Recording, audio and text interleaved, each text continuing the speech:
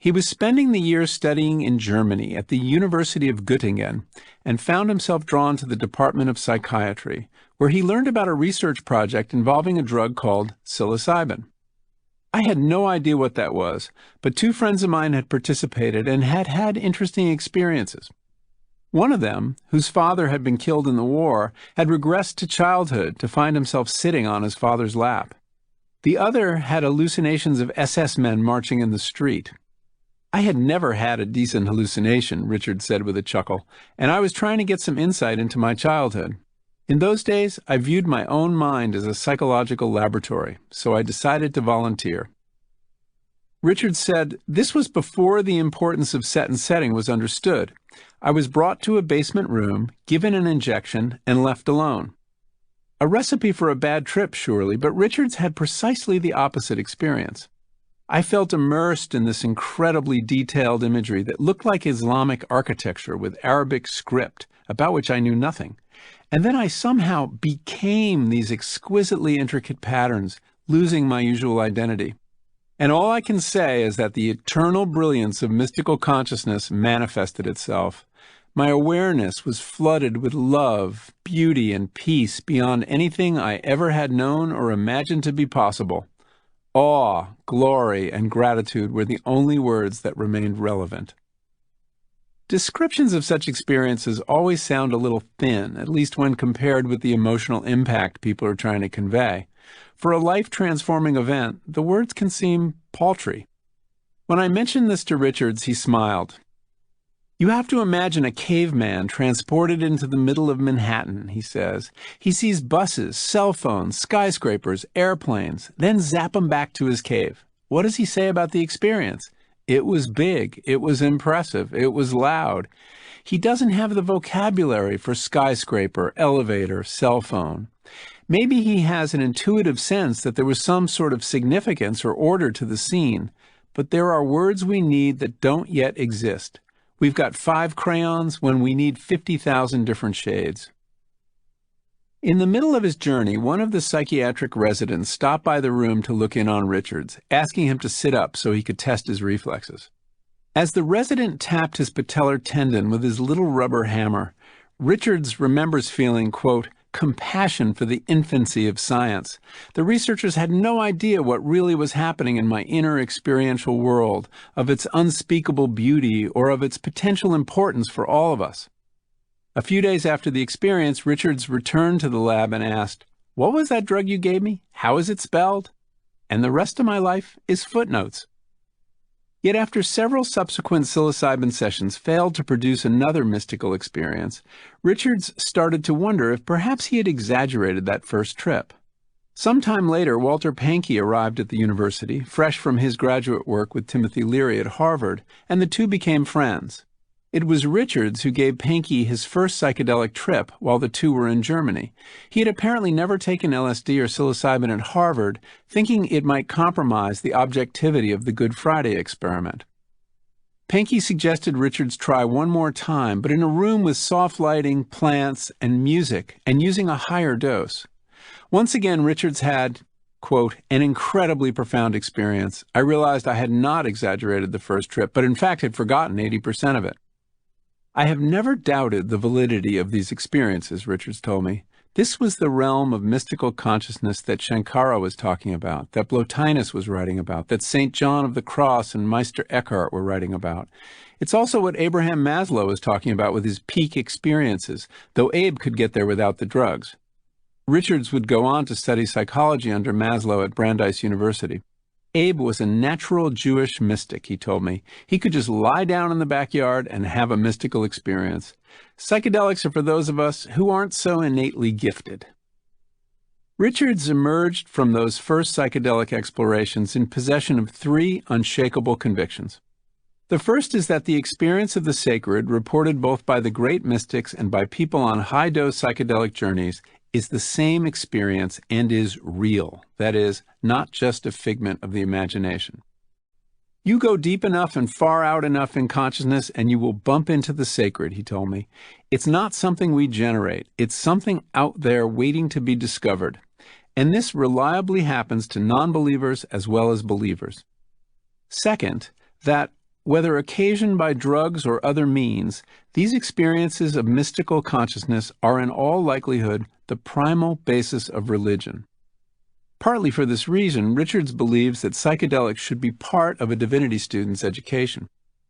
And third, that consciousness is a property of the universe, not brains. On this question, he holds with Henri Bergson, the French philosopher, who conceived of the human mind as a kind of radio receiver, able to tune into frequencies of energy and information that exist outside it. If you wanted to find the blonde who delivered the news last night, Richards offered by way of an analogy, you wouldn't look for her in the TV set. The television set is, like the human brain, necessary but not sufficient. After Richards finished with his graduate studies in the late 1960s, he found work as a research fellow at the Spring Grove State Hospital outside Baltimore, where a most improbable counterfactual history of psychedelic research was quietly unfolding, far from the noise and glare surrounding Timothy Leary. Indeed, this is a case where the force of the Leary narrative has bent the received history out of shape, such that many of us assume there was no serious psychedelic research before Leary arrived at Harvard and no serious research after he was fired. But until Bill Richards administered psilocybin to his last volunteer in 1977, Spring Grove was actively, and without much controversy, conducting an ambitious program of psychedelic research, much of it under grants from the National Institute of Mental Health, with schizophrenics, alcoholics and other addicts, cancer patients struggling with anxiety, religious and mental health professionals, and patients with severe personality disorders. Several hundred patients and volunteers received psychedelic therapy at Spring Grove between the early 1960s and the mid-1970s. In many cases, the researchers were getting very good results in well-designed studies that were being regularly published in peer-reviewed journals such as JAMA and the Archives of General Psychiatry. Roland Griffiths is of the opinion that much of this research is suspect, but Richards told me, these studies weren't as bad as people like Roland might imply. It is remarkable just how much of the work being done today, at Hopkins and NYU and other places, was prefigured at Spring Grove. Indeed, it is hard to find a contemporary experiment with psychedelics that wasn't already done in Maryland in the 1960s or 1970s. At least at the beginning, the Spring Grove psychedelic work enjoyed lots of public support. In 1965, CBS News broadcast an admiring hour-long special report on the hospital's work with alcoholics called LSD, the Spring Grove Experiment. The response to the program was so positive that the Maryland State Legislature established a multi-million-dollar research facility on the campus of the Spring Grove State Hospital called the Maryland Psychiatric Research Center. Stan Groff, Walter Pankey, and Bill Richards were hired to help run it, along with several dozen other therapists, psychiatrists, pharmacologists, and support staff. Equally hard to believe today is the fact that, as Richards told me, whenever we hired someone, they would receive a couple of LSD sessions as part of their training to do the work. We had authorization. How else could you be sensitive to what was going on in the mind of the patient? I wish we could do that at Hopkins. The fact that such an ambitious research program continued at Spring Grove well into the 1970s suggests the story of the suppression of psychedelic research is a little more complicated than the conventional narrative would indicate. While it is true that some research projects, such as Jim Fadiman's creativity trials in Palo Alto, received orders from Washington to stop, other projects on long-term grants were allowed to continue until the money ran out, as it eventually did.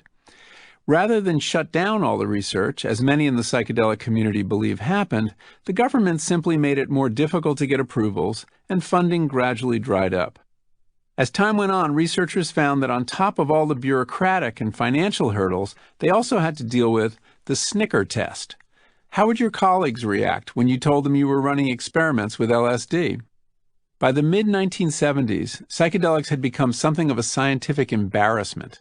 Not because they were a failure, but because they had become identified with the counterculture and with disgraced scientists such as Timothy Leary. But there was nothing embarrassing about psychedelic research at Spring Grove in the late 1960s and early 1970s. Then and there, it looked like the future. We thought this was the most incredible frontier in psychiatry, Richards recalls. We would all sit around the conference table talking about how we were going to train the hundreds, if not thousands, of therapists that would be needed to do this work. And look, we're having the same conversation again today. There were international conferences on psychedelic research, and we had colleagues throughout Europe doing similar work. The field was taking off, but in the end, the societal forces were stronger than we were. In 1971, Richard Nixon declared Timothy Leary, a washed-up psychology professor, the most dangerous man in America. Psychedelics were nourishing the counterculture, and the counterculture was sapping the willingness of America's young to fight. The Nixon administration sought to blunt the counterculture by attacking its neurochemical infrastructure. Was the suppression of psychedelic research inevitable? Many of the researchers I interviewed feel that it might have been avoided had the drugs not leapt the laboratory walls, a contingency that, fairly or not, most of them blame squarely on the antics, misbehavior, and evangelism of Timothy Leary. Stanislav Grof believes that psychedelics loosed, quote, the Dionysian element on 1960s America, posing a threat to the country's Puritan values that was bound to be repulsed. He told me he also thinks the same thing could happen again. Roland Griffiths points out that ours is not the first culture to feel threatened by psychedelics. The reason R. Gordon Wasson had to rediscover magic mushrooms in Mexico was that the Spanish had suppressed them so effectively, deeming them dangerous instruments of paganism. That says something important about how reluctant cultures are to expose themselves to the changes these kinds of compounds can occasion, he told me the first time we met. There is so much authority that comes out of the primary mystical experience that it can be threatening to existing hierarchical structures. By the mid-1970s, the LSD work at Spring Grove, much of which was state-funded, had become a political hot potato in Annapolis.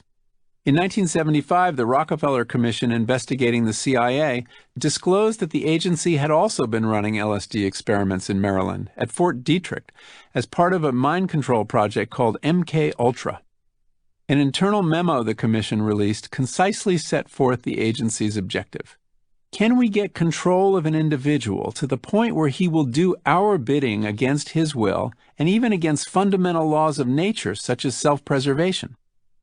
It was revealed that the CIA was dosing both government employees and civilians without their knowledge. At least one person had died. The news that Maryland taxpayers were also supporting research with LSD promptly blew up into a scandal, and pressure to close down psychedelic research at Spring Grove became irresistible. Pretty soon, it was just me and 2 secretaries, Richards recalls, and then it was over. Today, Roland Griffiths, who would pick up the thread of research that was dropped when the work at Spring Grove ended, marvels at the fact that the first wave of psychedelic research, promising as it was, would end for reasons having nothing to do with science. We ended up demonizing these compounds, he told me. Can you think of another area of science thought to be so dangerous and taboo that all research gets shut down for decades? It's unprecedented in modern science. So too, perhaps, is the sheer amount of scientific knowledge that was simply erased. In 1998, Griffiths, Jesse, and Richards began designing a pilot study loosely based on the Good Friday experiment. It wasn't a psychotherapy study, Richards points out. It was a study designed to determine whether psilocybin can elicit a transcendental experience. That we were able to obtain permission to give it to healthy normals is a tribute to Roland's long history of commanding respect, both at Hopkins and in Washington. In 1999, the protocol was approved, but only after wending its way through 5 layers of review at Hopkins as well as the FDA and the DEA. Many of Griffiths' Hopkins colleagues were skeptical of the proposal, worried psychedelic research might jeopardize federal funding. One told me there were, quote, people in the Department of Psychiatry and the broader institution who questioned the work because this class of compounds carries a lot of baggage from the 60s.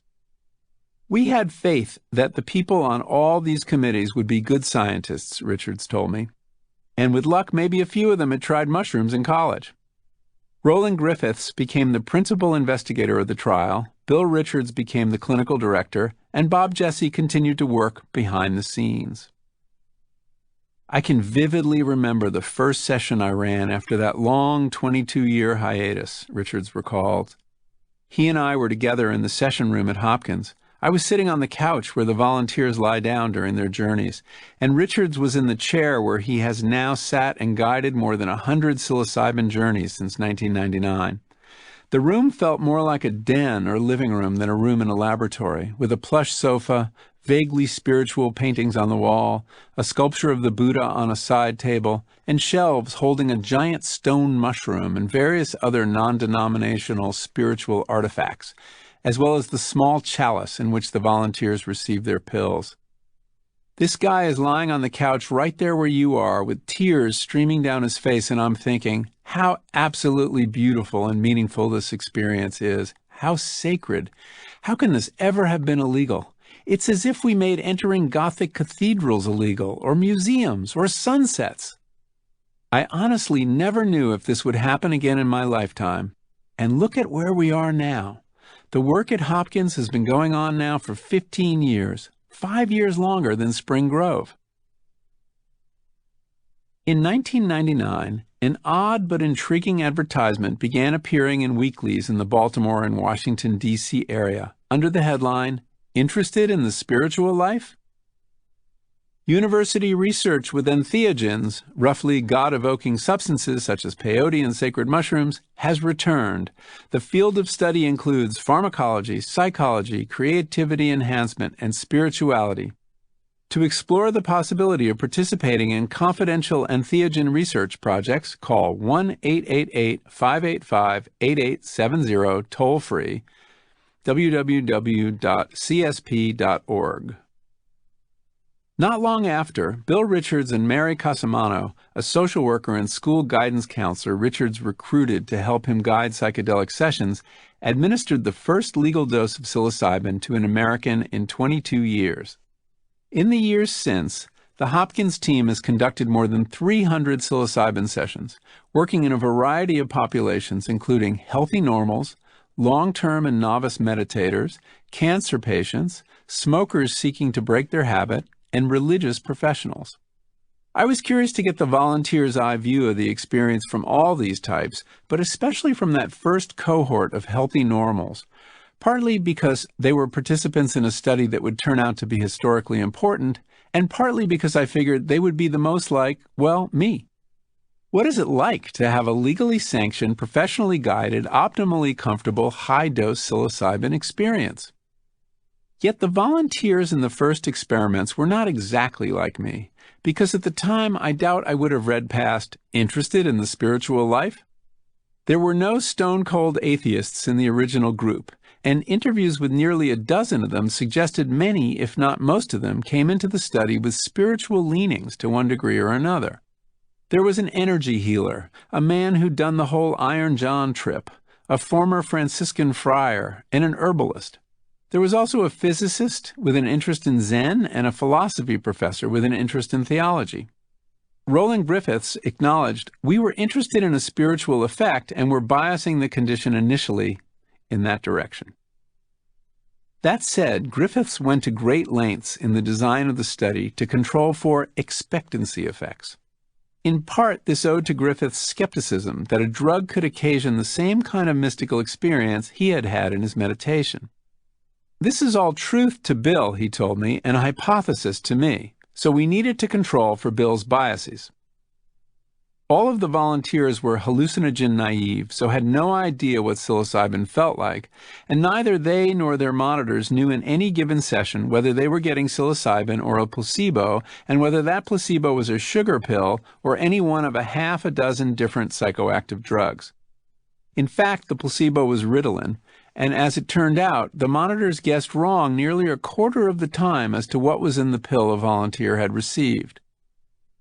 Even years after their experiences in the trials, the volunteers I spoke to recalled them in vivid detail and at considerable length. The interviews lasted hours. These people had big stories to tell. In several cases, these were the most meaningful experiences of their lives, and they clearly relished the opportunity to relive them for me in great detail, whether in person, by Skype, or on the telephone. The volunteers were also required to write a report of their experiences soon after they occurred, and all of the ones I interviewed were happy to share these reports, which made for strange and fascinating reading. Many of the volunteers I spoke to reported initial episodes of intense fear and anxiety before surrendering themselves to the experience, as the sitters encouraged them to do. The sitters work from a set of flight instructions prepared by Bill Richards based on the hundreds of psychedelic journeys he has guided. The guides go over the instructions with the volunteers during the 8 hours of preparation all of them receive before commencing their journeys. The flight instructions advise guides to use mantras like "Trust the trajectory" and TLO, "Trust, let go, be open." Some guides like to quote John Lennon, "Turn off your mind, relax, and float downstream." Volunteers are told they may experience the, quote, "death transcendence of your ego or everyday self," but this is, quote, "always followed by rebirth, return to the normative world of space and time. Safest way to return to normal is to entrust self unconditionally to the emerging experiences." Guides are instructed to remind volunteers they'll never be left alone and not to worry about the body while journeying because the guides are there to keep an eye on it. If you feel as if you are, quote, "dying, melting, dissolving, exploding, going crazy, etc., go ahead." Volunteers are quizzed. If you see a door, what do you do? If you see a staircase, what do you do? Open it and climb up it are, of course, the right answers.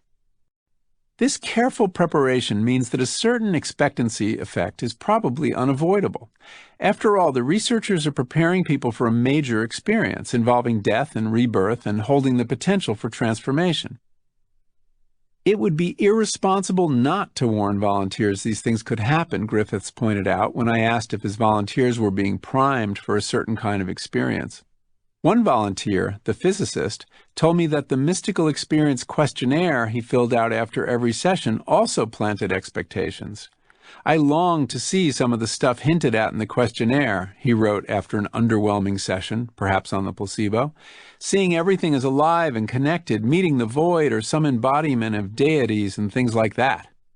In this and so many other ways, it seems, the Hopkins psilocybin experience is the artifact not only of this powerful molecule, but also of the preparation and expectations of the volunteer, the skills and worldviews of the sitters, Bill Richards' flight instructions, the decor of the room, the inward focus encouraged by the eye shades and the music itself, much of which, to my ears, sounds notably religious. And, though they might not be pleased to hear it, the minds of the designers of the experiments. The sheer suggestibility of psychedelics is one of their defining characteristics. So in one sense, it is no wonder that so many of the first cohort of volunteers at Hopkins had powerful mystical experiences. The experiment was designed by 3 men intensely interested in mystical states of consciousness. And it is likewise no wonder that the European researchers I interviewed all failed to see as many instances of mystical experience in their subjects as the Americans did in theirs. And yet, for all the priming going on, the fact remains that the people who received a placebo simply didn't have the kinds of experiences that volunteer after volunteer described to me as the most meaningful or significant in their lives. Soon after a volunteer takes her pill from the little chalice, but before she feels any effects, Roland Griffiths will usually stop by the session room to wish her bon voyage. Griffiths often uses a particular metaphor that made an impression on many of the volunteers I spoke to. "Think of yourself as an astronaut being blasted into outer space," Richard Boothby recalled him saying. Boothby is a philosophy professor who was in his early 50s when he volunteered at Hopkins. "You're going way out there to take it all in and engage with whatever you find there, but you can be confident that we'll be here keeping an eye on things. Think of us as ground control. We've got you covered." For the astronaut being blasted into space, the shudder of liftoff and strain of escaping Earth's gravitational field can be wrenching, even terrifying. Several volunteers described trying to hold on for dear life as they felt their sense of self rapidly disintegrating. Brian Turner, who at the time of his journey was a 44-year-old physicist working for a military contractor with a security clearance, put it this way: "I could feel my body dissolving, beginning with my feet, until it all disappeared but the left side of my jaw. It was really unpleasant. I could count only a few teeth left and the bottom part of my jaw. I knew that if that went away, I would be gone. Then I remembered what they told me, that whenever you encounter anything scary, go toward it. So instead of being afraid of dying, I got curious about what was going on. I was no longer trying to avoid dying. Instead of recoiling from the experience, I began to interrogate it. And with that, the whole situation dissolved into this pleasant, floaty feeling, and I became the music for a while. Soon after, he found himself, quote, in a large cave where all my past relationships were hanging down as icicles. The person who sat next to me in second grade, high school friends, my first girlfriend, all of them were there, encased in ice. It was very cool. I thought about each of them in turn, remembering everything about our relationship. It was a review, something about the trajectory of my life. All these people had made me what I had become. Amy Charney, a nutritionist and herbalist in her 30s, came to Hopkins after a crisis. An avid runner, she had been studying forest ecology when she fell from a tree and shattered her ankle, ending both her running and her forestry careers. In the early moments of her journey, Amy was overcome by waves of guilt and fear. The visual I had was from the 1800s, and I was up on the stage. Two people next to me were slipping a noose around my neck while a crowd of people watched, cheering for my death. I felt drenched with guilt, just terrified. I was in a hell realm, and I remember Bill asking, "What's going on?" "I'm experiencing a lot of guilt." Bill replied, "That's a very common human experience." And with that, the whole image of being hanged pixelated and then just disappeared, to be replaced by this tremendous sensation of freedom and interconnectedness. This was huge for me. I saw that if I can name and admit a feeling, confess it to someone, it would let go. A little older and wiser, now I can do this for myself. Sometime later, Charney found herself flying around the world and through time, perched on the back of a bird. I was aware enough to know my body was on the couch, but I was leaving my body and experiencing these things firsthand. I found myself in a drumming circle with an indigenous tribe somewhere, and I was being healed, but was also being the healer. This was very profound for me. Not having that traditional lineage of a healer, I had always felt like I was a phony doing plant medicine, but this made me see I was connected to the plants and to people who use the plants, whether for rituals or psychedelics or salad. During a subsequent session, Charney reconnected with a boyfriend from her youth who had died in a car accident at 19. All of a sudden, there is a piece of Phil living in my left shoulder. I've never had an experience like that, but it was so real. I don't know why he's yellow and lives in my left shoulder. What does that even mean? But I don't care. He's back with me. Such reconnections with the dead are not uncommon. Richard Boothby, whose 23-year-old son had committed suicide a year earlier after years of drug addiction, told me, "Oliver was more present to me now than he had ever been before." The supreme importance of surrendering to the experience, however frightening or bizarre, is stressed in the preparatory sessions and figures largely in many people's journeys and beyond. Boothby, the philosopher, took the advice to heart and found that he could use the idea as a kind of tool to shape the experience in real time. He wrote, "Early on, I began to perceive that the effects of the drug respond strikingly to my own subjective determination. If, in response to the swelling intensity of the whole experience, I began to tense up with anxiety, the whole scene appears to tighten in some way. But if I then consciously remind myself to relax, to let myself go into the experience, the effect is dramatic. The space in which I seem to find myself, already enormous, suddenly yawns open even further, and the shapes that undulate before my eyes appear to explode with new and even more extravagant patterns. Over and over again, I had the overwhelming sense of infinity being multiplied by another infinity. I joked to my wife as she drove me home that I felt as if I had been repeatedly sucked into the asshole of God." Boothby had what sounds very much like a classic mystical experience, though he may be the first in the long line of Western mystics to enter the divine realm through that particular aperture. "At the depths of this delirium," he continued, "I conceived that I was either dying or, most bizarrely, I was already dead. All points of secure attachment to a trustworthy sense of reality had fallen away. Why not think that I am dead? And if this is dying, I thought, then so be it. How can I say no to this? At this point, at the greatest depth of the experience, I felt all my organizing categories of opposition, dreaming and wakefulness, life and death, inside and outside, self and other, collapse into each other. Reality appeared to fold in on itself, to implode in a kind of ecstatic catastrophe of logic. Yet in the midst of this hallucinatory hurricane, I was having a weird experience of ultra-sublimity. And I remember repeating to myself again and again, nothing matters. Nothing matters anymore. I see the point. Nothing matters at all. And then it was over. During the last few hours, reality began slowly, effortlessly to stitch itself back together, he recalls. In sync with some particularly wowing choral music, I had an incredibly moving sense of triumphant reawakening, as if a new day were dawning after a long and harrowing night. At the same time I was interviewing Richard Boothby and his fellow volunteers, I was reading William James's account of mystical consciousness in the varieties of religious experience in the hope of orienting myself. And indeed, much of what James had to say helped me get my bearings amid the torrent of words and images I was collecting.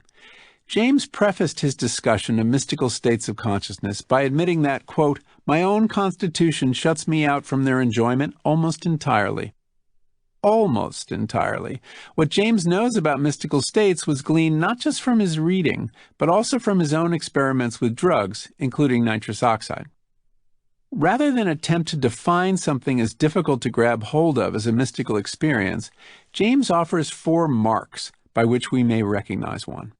The first, and to his mind handiest, is ineffability. Quote, "The subject of it immediately says that it defies expression, that no adequate report of its contents can be given in words." With the possible exception of Boothby, all the volunteers I spoke to at one point or another despaired of conveying the full force of what they had experienced, gamely though they tried. "You had to be there" was a regular refrain. The noetic quality is James's second mark, quote, "Mystical states seem to those who experience them to be also states of knowledge. They are illuminations, revelations full of significance and importance, and as a rule they carry with them a curious sense of authority." For every volunteer I've interviewed, the experience yielded many more answers than questions, and curiously, for what is after all a drug experience, these answers had about them a remarkable sturdiness and durability. John Hayes, a psychotherapist in his 50s, who was one of the first volunteers at Hopkins, wrote that he felt like mysteries were being unveiled, and yet it all felt familiar, and more like I was being reminded of things I had already known. I had a sense of initiation into dimensions of existence most people never know exist, including the distinct sense that death was illusory, in the sense that it was a door we walk through into another plane of existence, that we're sprung from an eternity to which we will return. Which is true enough, I suppose, but to someone having a mystical experience, such an insight acquires the force of revealed truth. So many of the specific insights gleaned during the psychedelic journey exist on a knife edge, poised between profundity and utter banality. Boothby, an intellectual with a highly developed sense of irony, struggled to put words to the deep truths about the essence of our humanity revealed to him during one of his psilocybin journeys. I have at times been almost embarrassed by them, as if they give voice to a cosmic vision of the triumph of love that one associates derisively with the platitudes of Hallmark cards. All the same, the basic insights afforded to me during the sessions still seem for the most part compelling. What was the philosophy professor's compelling insight? Love conquers all. James touches on the banality of these mystical insights, quote, "that deepened sense of the significance of a maxim or formula which occasionally sweeps over one. I've heard that said all my life," we exclaim, "but I never realized its full meaning until now." The mystical journey seems to offer a graduate education in the obvious. Yet people come out of the experience understanding these platitudes in a new way. What was merely known is now felt, takes on the authority of a deeply rooted conviction. And more often than not, that conviction concerns the supreme importance of love. Karen Sokol, a life coach and energy healer in her 50s, described an experience that, quote, changed everything and opened me profoundly. At the climax of her journey, she had an encounter with a god who called himself I Am. In its presence, she recalled, quote, every one of my chakras was exploding, and then there was this light. It was the pure light of love and divinity, and it was with me, and no words were needed. I was in the presence of this absolute, pure, divine love, and I was merging with it in this explosion of energy. Just talking about it, my fingers are getting electric. It sort of penetrated me. The core of our being, I now knew, is love. At the peak of the experience, I was literally holding the face of Osama bin Laden, looking into his eyes, feeling pure love from him and giving it to him. The core is not evil, it is love. I had the same experience with Hitler and then someone from North Korea. So I think we are divine. This is not intellectual. This is a core knowingness. I asked Sokol what made her so sure this wasn't a dream or drug-induced fantasy, a suggestion that proved no match for her noetic sense. This was no dream, she said. This was as real as you and I having this conversation. I wouldn't have understood it either if I hadn't had the direct experience. Now it is hardwired in my brain, so I can connect to it and do often. This last point James alludes to in his discussion of the third mark of mystical consciousness, which is transiency. For although the mystical state cannot be sustained for long, its traces persist and recur, and, quote, from one recurrence to another, it is susceptible of continuous development in what is felt as inner richness and importance. The fourth and last mark in James's typology is the essential passivity of the mystical experience. Quote, the mystic feels as if his own will were in abeyance, and indeed sometimes as if he were grasped and held by a superior power. This sense of having temporarily surrendered to a superior force often leaves the person feeling as if he or she had been permanently transformed.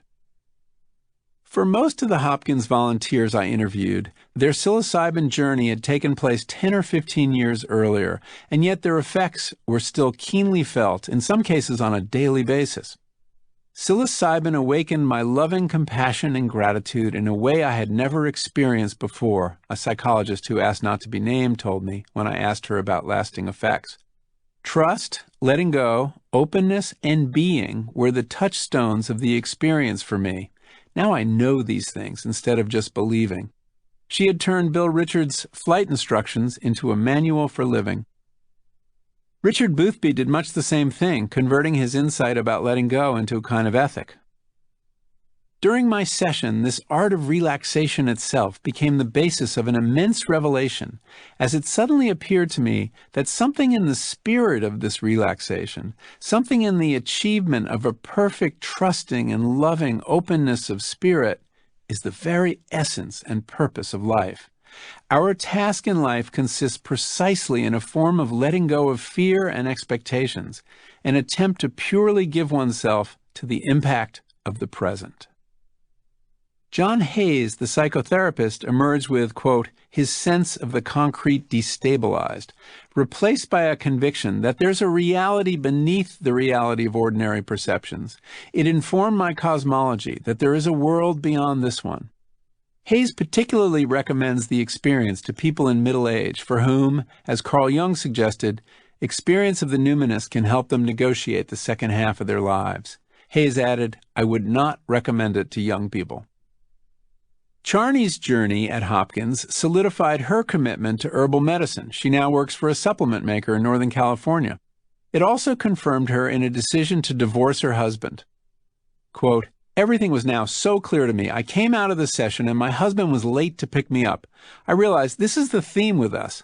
We're just really different people. I just got my ass kicked today and I needed him to be on time. She broke the news to him in the car going home and has not looked back. To listen to these people describe the changes in their lives inspired by their psilocybin journeys is to wonder if the Hopkins session room isn't a kind of human transformation factory, as Mary Casamano, the guide who has probably spent more time there than anyone else, described it to me. From now on, one volunteer told me, I think of my life as before and after psilocybin. Soon after his psilocybin experience, Brian Turner, the physicist, quit his job with the military contractor, and moved to Colorado to study Zen. He had had a meditation practice before psilocybin, but, quote, now I had the motivation because I had tasted the destination.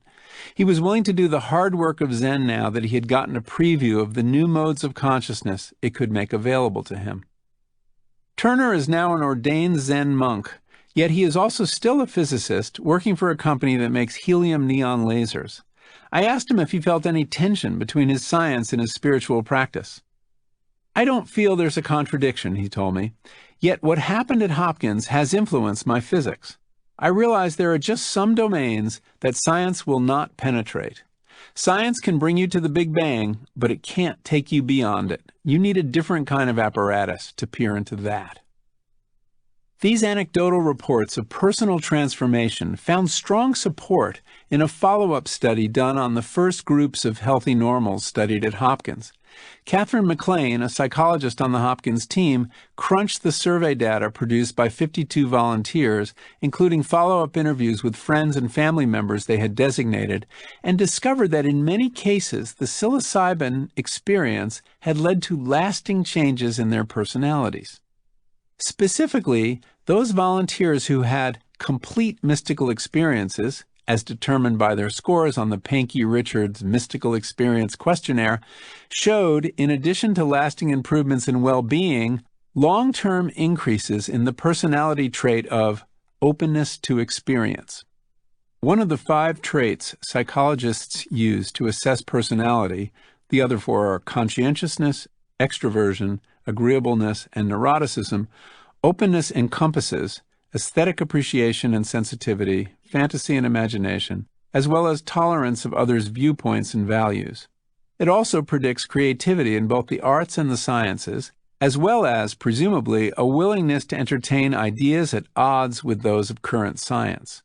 Such pronounced and lasting changes in the personalities of adults are rare. Yet not all these shifts in the direction of greater openness were confined to the volunteers in the Hopkins experiments. The sitters, too, speak of having been changed by the experience of witnessing these journeys, sometimes in surprising ways. Catherine McLean, who guided dozens of sessions during her time at Hopkins, told me, I started out on the atheist side, but I began seeing things every day in my work that were at odds with this belief. My world became more and more mysterious as I sat with people on psilocybin. During my last interview with Richard Boothby, toward the end of a leisurely Sunday brunch at the Modern Art Museum in Baltimore, he looked at me with an expression that mixed an almost evangelical fervor about the treasures he had glimpsed at Hopkins with a measure of pity for his still hallucinogen-naive interlocutor. I don't blame you for being envious. My encounters with the Hopkins volunteers had indeed left me feeling somewhat envious, but also with a great many more questions than answers. How are we to evaluate the insights these people bring back from their psychedelic journeys? What sort of authority should we grant them? Where in the world does the material that makes up these waking dreams, or as one volunteer put it, intra-psychic movies, come from? The unconscious? From the suggestions of their guides and the setting of the experiment? Or, as many of the volunteers believe, from somewhere out there or beyond? What do these mystical states of consciousness ultimately mean for our understanding of either the human mind or the universe?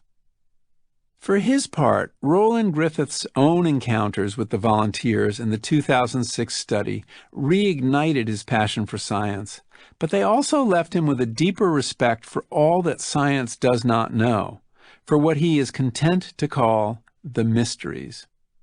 For me, the data from those first sessions were, I don't want to use the word mind-blowing, but it was unprecedented, the kinds of things we were seeing there in terms of the deep meaning and lasting spiritual significance of these effects. I've given lots of drugs to lots of people, and what you get are drug experiences. What's unique about psychedelics is the meaning that comes out of the experience. Yet, how real is that meaning? Griffiths himself is agnostic, but strikingly open-minded even about his volunteers' first-hand reports of a beyond, however they define it. I'm willing to hold the possibility these experiences may or may not be true, he told me. The exciting part is to use the tools we have to explore and pick apart this mystery. Not all of his colleagues share his open-mindedness. During one of our meetings over breakfast on the sun porch of his modest ranch house in suburban Baltimore, Griffiths mentioned a colleague at Hopkins, a prominent psychiatrist named Paul McHugh, who dismisses the psychedelic experience as nothing more than a form of toxic delirium. He encouraged me to Google McHugh. Quote, doctors encounter this strange and colorful state of mind in patients suffering from advanced hepatic, renal, or pulmonary disease in which toxic products accumulate in the body and do to the brain and mind just what LSD does, McHugh had written in a review of a book about the Harvard Psilocybin Project in Commentary magazine. The vividness of color perception, the merging of physical sensations, the hallucinations, the disorientation and loss of a sense of time, the delusional joys and terrors that come and go, evoking unpredictable feelings and behaviors, are sadly familiar symptoms doctors are called to treat in hospitals every day. Griffiths admits it is possible that what he's seeing is some form of temporary psychosis, and he plans to test for delirium in an upcoming experiment. But he seriously doubts that diagnosis accurately describes what is going on with his volunteers. Patients suffering from delirium find it really unpleasant, he points out, and they certainly don't report months later, wow, that was one of the greatest and most meaningful experiences of my life. William James grappled with these questions of veracity in his discussion on mystical states of consciousness. He concluded that the import of these experiences is and should be, quote, authoritative over the individuals to whom they come, but that there is no reason the rest of us must, quote, accept their revelations uncritically. And yet he believed that the very possibility people can experience these states of consciousness should bear on our understanding of the mind and world. Quote, the existence of mystical states absolutely overthrows the pretension of non-mystical states to be the sole and ultimate dictators of what we may believe. These alternate forms of consciousness might, in spite of all the perplexity, be indispensable stages in our approach to the final fullness of the truth. He detected in such experiences, in which the mind ascends to a more enveloping point of view, hints of a grand metaphysical reconciliation. Quote, it is as if the opposites of the world, whose contradictoriness and conflict make all our difficulties and troubles, were melted into unity. This ultimate unity, he suspected, was no mere delusion. Roland Griffiths today sounds like a scientist deeply committed, or rather recommitted, to his research. I described to you how, when I first got into meditation, I felt disconnected from my work life and considered dropping it entirely. I would say I'm now re-engaged in a way that's more integrated than it has ever been. I'm more interested in the final questions and existential truths, and with the sense of well-being, compassion, and love that come from these practices. Now I'm bringing these gifts to the laboratory, and it feels great. The idea that we can now approach mystical states of consciousness with the tools of science is what gets Roland Griffiths out of bed in the morning. Quote, as a scientific phenomenon, if you can create a condition in which 70% of people will say they have had one of the most meaningful experiences of their lives, well, as a scientist, that's just incredible. For him, the import of the 2006 result is that it proved we can now do prospective studies of mystical states of consciousness because we can occasion them with a high degree of probability. That's the way science gains real traction. He believes the psilocybin work has opened a whole new frontier of human consciousness to scientific exploration. I describe myself as a kid in a candy shop. The gamble Roland Griffiths took with his career in 1998, when he decided to devote himself to the investigation of psychedelics and mystical experience, has already paid off. A month before our breakfast, Griffiths had received the Eddy Award from the College on Problems of Drug Dependence, perhaps the most prestigious lifetime achievement prize in the field. The nominators all cited Griffiths' psychedelic work as one of his signal contributions. The scope of that work has expanded significantly since the 2006 paper. When I last visited Hopkins in 2015, some 20 people were working on various studies involving psychedelics. Not since Spring Grove has there been such strong institutional support for the study of psychedelics, and never before has an institution of Hopkins' reputation devoted so many resources to what is, after all, the study of mystical states of consciousness. The Hopkins lab remains keenly interested in exploring spirituality and the betterment of well people. There are trials underway giving psilocybin to long-term meditators and religious professionals, but the transformative effects of the mystical experience has obvious therapeutic implications that the lab has been investigating.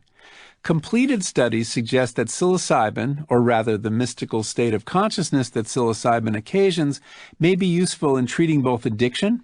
A pilot study in smoking cessation achieved an 80% success rate, which is unprecedented, and the existential distress that often debilitates people facing a terminal diagnosis. When we last met, Griffiths was about to submit an article reporting striking results in the lab's trials using psilocybin to treat the anxiety and depression of cancer patients. The study found one of the largest treatment effects ever demonstrated for a psychiatric intervention. The majority of volunteers who had a mystical experience reported that their fear of death had either greatly diminished or completely disappeared.